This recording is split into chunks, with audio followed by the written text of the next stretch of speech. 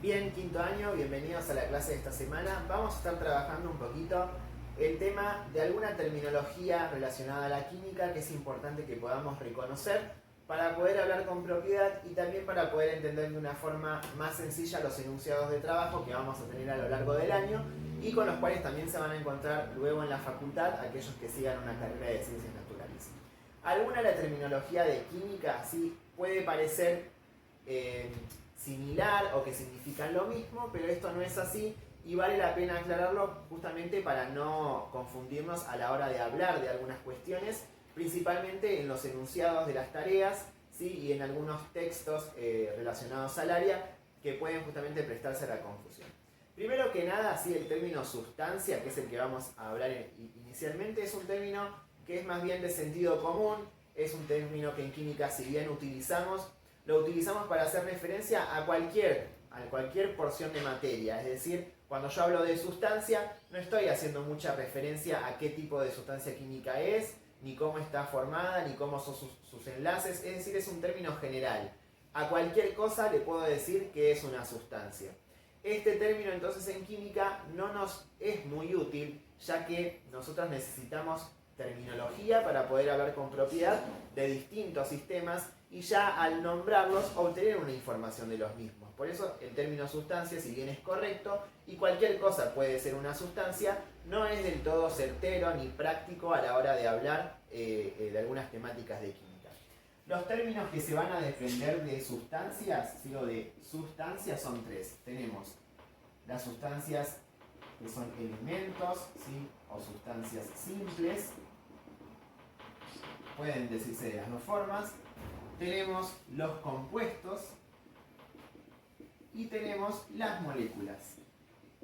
Estas tres cosas, si bien parecen similares, no significan lo mismo y de eso se va a tratar esta clase, ¿sí? Que vamos a comenzar ahora. Primero que nada, ¿sí? Aquello que llamamos elementos o sustancias simples, cuando hablamos de ellos hacemos referencia, ¿sí? A aquellas sustancias, valga la redundancia, que están formadas simplemente por un tipo de elemento. Por ejemplo, un clavo de hierro está formado únicamente por átomos de hierro.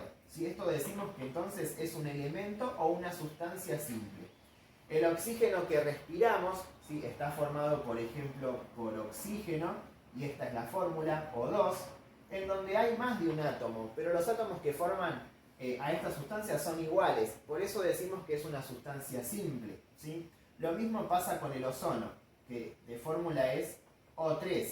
Hay tres átomos, pero al ser iguales, decimos que estamos en presencia de una sustancia simple, ¿sí? Eso en primer lugar.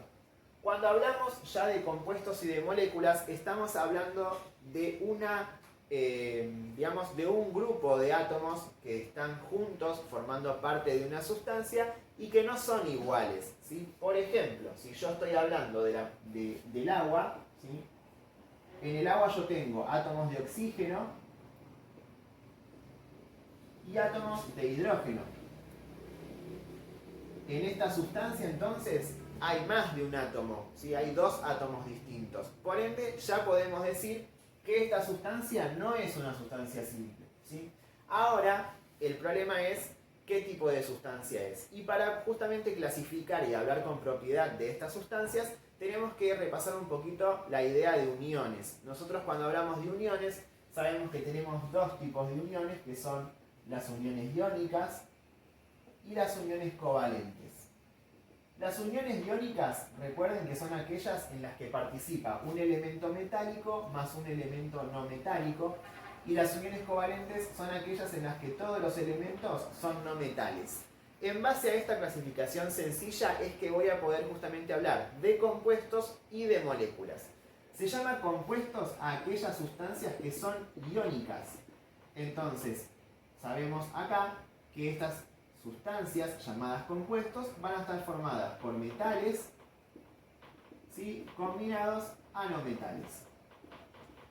Por ejemplo, la sal de mesa, cloruro de sodio, ¿sí? Que de fórmula es NaCl, es un compuesto químico. ¿Por qué?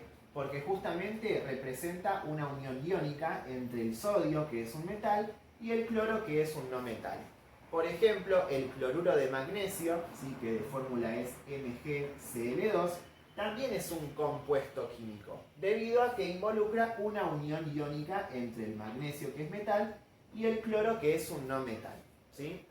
Bien, ahora cuando nosotros hablamos de moléculas, lo que hacemos referencia a uniones covalentes. Es decir, que todas las sustancias que presenten combinaciones entre elementos no metales hacen referencia a este término de molécula. Por ejemplo, si yo hablo del ácido sulfúrico, el ácido sulfúrico está formado por hidrógeno, por azufre y por oxígeno. Es un conjunto de elementos, pero que son todos no metales, y por ende puedo decir que el ácido sulfúrico es una molécula. Lo mismo pasa, por ejemplo, ¿sí? Con el metano, ¿sí? Que es el gas que sale en las hornallas de la cocina. Ese gas está formado por hidrógeno y por carbono. Ambos son elementos no metálicos y por ende puedo decir que estoy en presencia de una molécula. Entonces, resumiendo, en química no todos los términos significan lo mismo y es importante conocerlos para saber a qué tipo de sustancia me estoy enfrentando. Sustancia define a todo lo que forma parte del mundo material. Dentro de esas sustancias podemos obtener o podemos encontrar los elementos o sustancias simples, que son aquellas formadas únicamente por un tipo de elemento, ¿sí? Como por ejemplo el hierro, el oxígeno y el ozono. Podemos encontrar a las sustancias que son compuestos, que son aquellas formadas por elementos metálicos y no metálicos, es decir, que presentan uniones iónicas. Y podemos encontrar finalmente a las moléculas, que son aquellas que están formadas por enlaces covalentes, es decir, por elementos que son todos del tipo no metal. Sabiendo esto, cuando nosotros leamos un enunciado de algún problema, si yo digo se obtiene cierta molécula, ustedes ya saben que esa sustancia es una sustancia covalente formada por elementos no metálicos, ¿sí? Es decir, que este conocimiento de la terminología nos va a permitir leer de una mejor forma no solo textos relacionados a la química, sino también consignas de trabajo. Espero que haya sido claro. Cualquier duda me avisan. Un saludo.